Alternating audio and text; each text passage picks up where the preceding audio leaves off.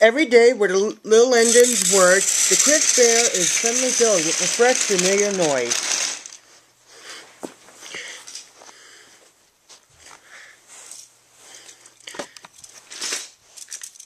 The lakes and mountains had many visitors, and Harold the helicopter flies the sky, making sure that no one is in trouble.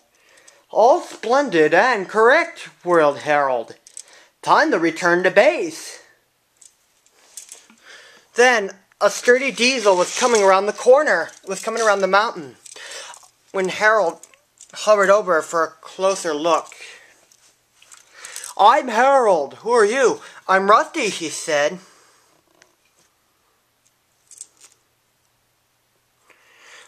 I heard you were an inspection diesel, he said. I'm on my way. So Tom Hat sent me to help the two little engines, he said. Well then, cheers, whirled Harold. And Rusty sped off. Rusty was still talking about Harold, told his driver about Harold. We'll soon be at the top station by now, he said.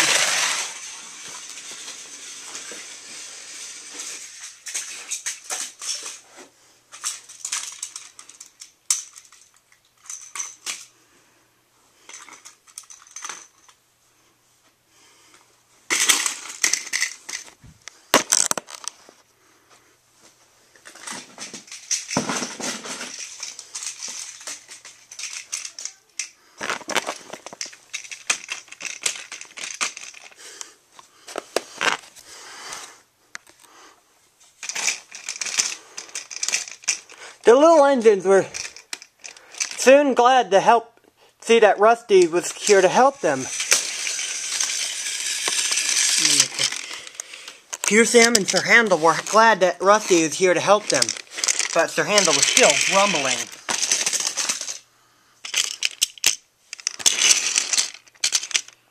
The cards didn't like Sir Handel and wanted to play tricks on him.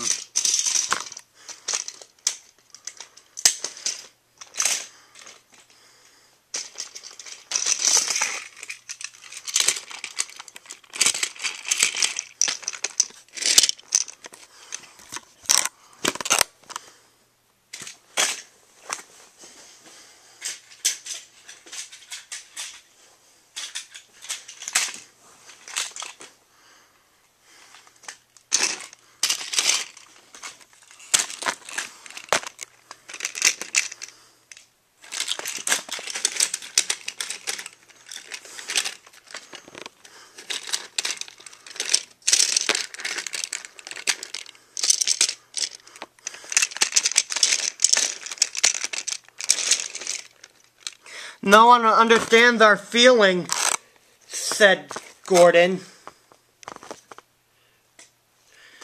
Our controllers don't emphasize our feelings, said Gordon. Now, if you were ill, you couldn't even shunt freight cars, could you? What a good idea, said Sir Handel.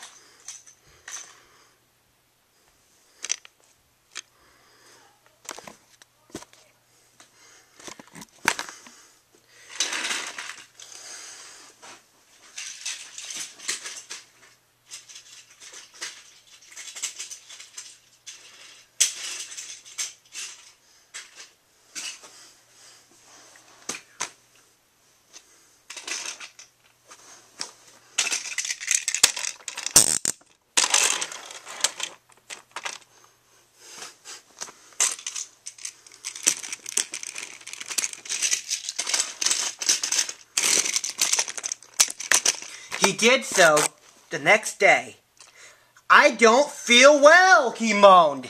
There was no time to examine him, so some of Sir Handel's freight cars were coupled behind Peter Sam's coaches.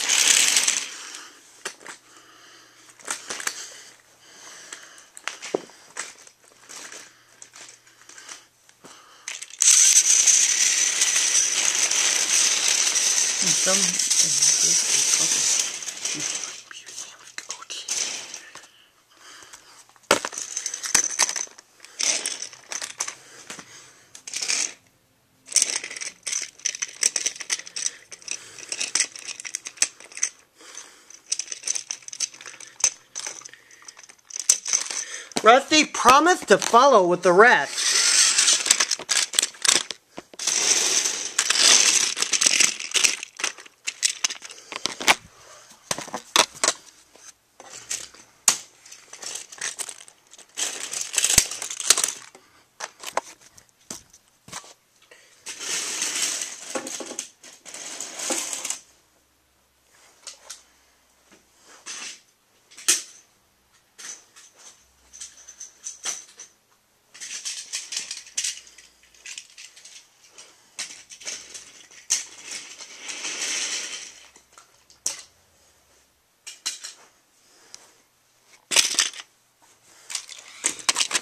Peter Sam did not mind the extra work.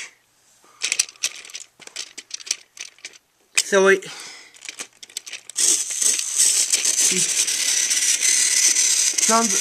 left the coaches and went on with the freight cars.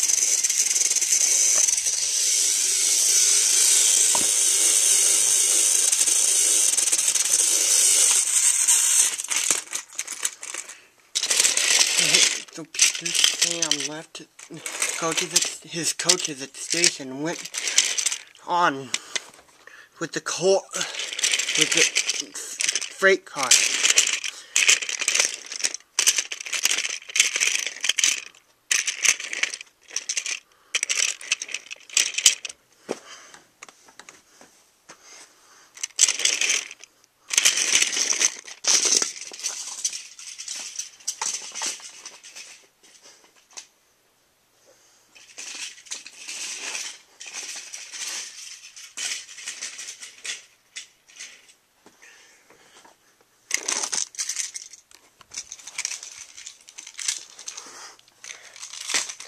Soon they reached the quarry where the cars were needed.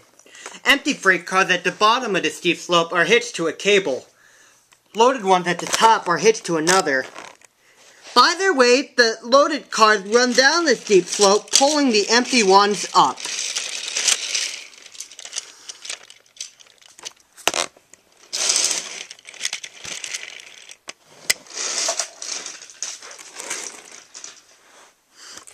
Peter Sam waited at the bottom of the steep slope for the loaded trucks. He never bumped cars unless that they really misbehaved. But the loaded cars couldn't see him properly. They thought he was Sir Handel. Their chance for trickery had come. Faster, faster, they wailed.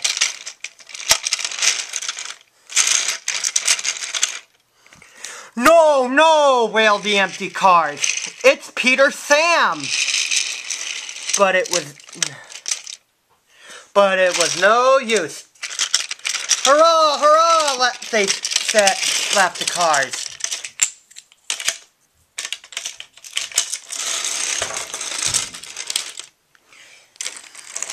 Peter Sam shut his eyes.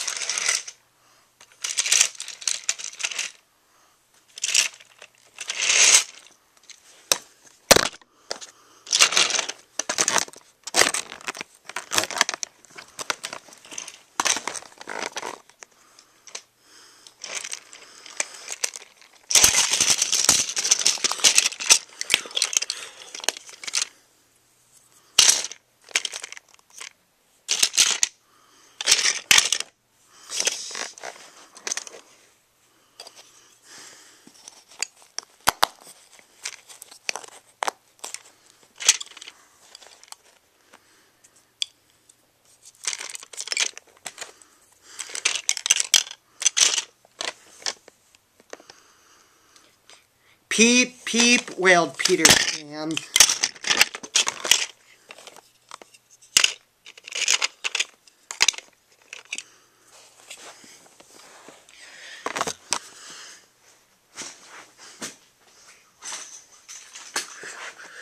Rusty was working nearby, and he came to help clean up the mess as quickly as he could.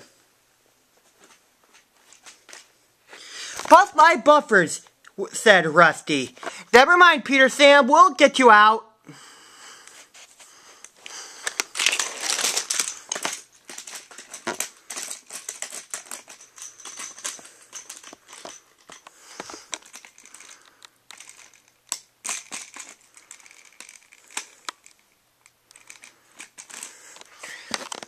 Peter Sam had felt battered. His funnel was cracked and his spoiler dented. "Thank you, Rusty," said Peter Sam, and he limped slowly home.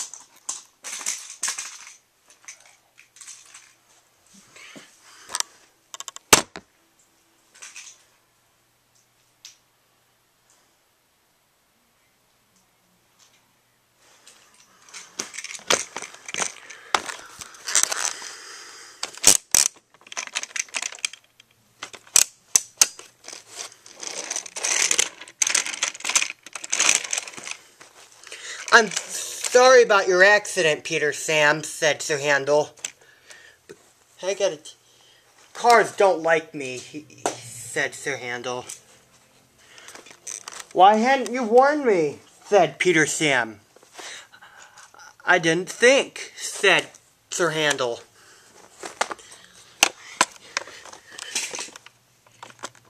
"You never do," said a voice. It was Sir Topham Hatt. "You can start thinking now while you're doing Peter Sam's work as well as your own. That will teach you to pretend you are ill." Sir Handel did start thinking of what Sir Handel did start thinking about what Gordon had said. Soon the mess was cleaned up and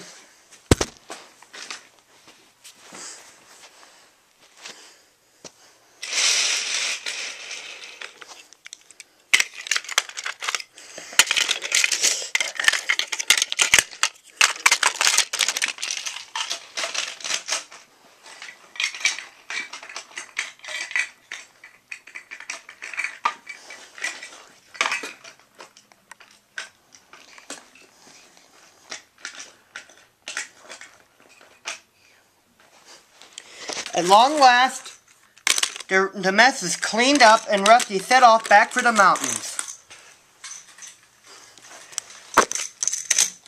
There, Rusty saw Harold again. "Splendid to see you again," whirled Harold. "Well done, cheers, and keep up the good work."